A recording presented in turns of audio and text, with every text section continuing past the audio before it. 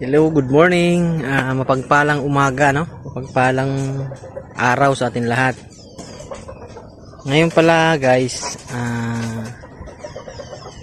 itong video na to, kung natatandaan nyo guys, gumawa ako ng mga kulungan ng inahing manok.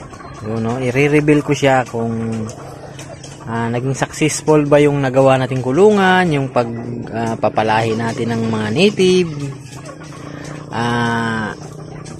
I-reveal ko na, no? Ayan po yung bahay ng manok. Sa totoo lang, ginawa ko talaga sila ng sarili nilang kubo para hindi naman sila nakahalo sa tao, kasi alam mo naman, pag may manok, medyo maingay. Kaya iba yung bahay nila, dito sila natutulong, dito yung mga lalaki, ganyan. Yan, hakulong na yung mga binatilyo. Ngayon, i-reveal natin yung mga pinaitlog natin. Tara guys. Yan na guys, nakapasok na tayo dito sa ilalim. Nasa ilalim sila ng bahay din ng mga manok. Ito yung ginawa kong paitlogan. Itong isa, wala siyang laman. Kasi yung isang inahin natin guys, parang hindi talaga siya nangingitlog. Hiram ko lang naman yun, kaya sinauli ko na. So, dalawa ang nangitlog dito guys sa loob na to. Dalawang inahin. Ito yung isa. Ayan. Yan, naglimlim na po siya, kaya thanks God kasi malapit na siya, malapit na tayo magkaroon ng sisiw. Tapos yung isa guys, ayan po siya. Mahigit 10 po yung itlog nila dyan. Pangalawang naglimlim yan. Pangatlo to eh, mayroon pa akong naglimlim doon. Ayan sila guys, thanks God, dalawa. Mahigit 20 ang itlog na nililimlim nila. Kasi yan yung patubigan nila. So, lipat naman tayo dito guys.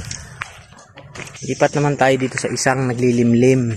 Ayan. Ito siya, una to siyang naglimlim. Bali, mahigit 10 rin yung nilimlim niya.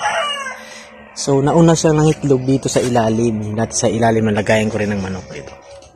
Silipin lang natin siya guys. Ayan, ayan siya guys. Oh. Ayan. Naglilimlim din siya.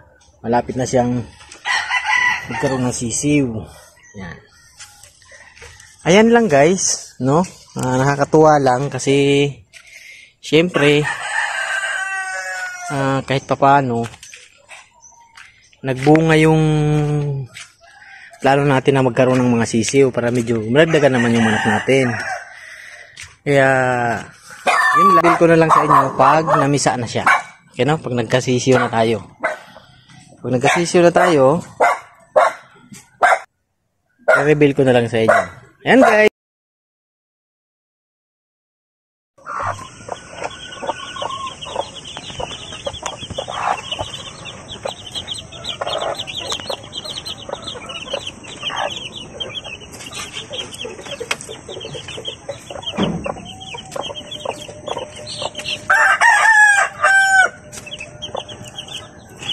Yan, 16 piraso siya. Malalaki na yan. Malalaki na siya.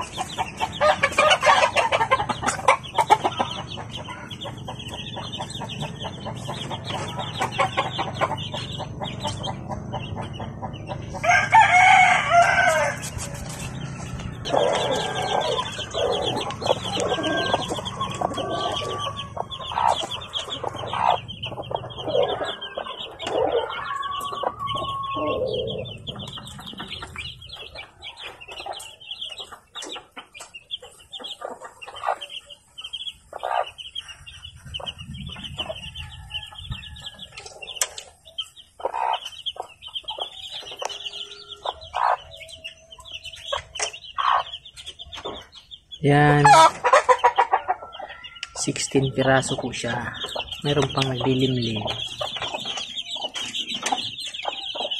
guys, yun lang. Thank you for watching. God bless nga pala sa lahat ng mga nanonood. At saka salamat na rin dun sa mga nag-subscribe sa amin, sa munting channel namin, no? Thank you very much. Bye-bye.